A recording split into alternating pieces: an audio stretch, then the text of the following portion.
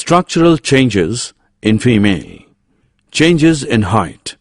The girl begins her adolescent growth spurt at an average of about 10 years and grows at peak velocity at about 12 years, attains her adult height at about 16 years. Underarm, axillary hair growth visible, body odor and pimples.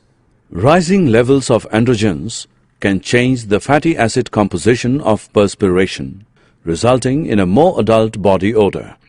As in girls, another androgen effect is increased secretion of oil, sebum from the skin, and the resultant variable amounts of acne and pimples. Body shape, fat distribution, and body composition.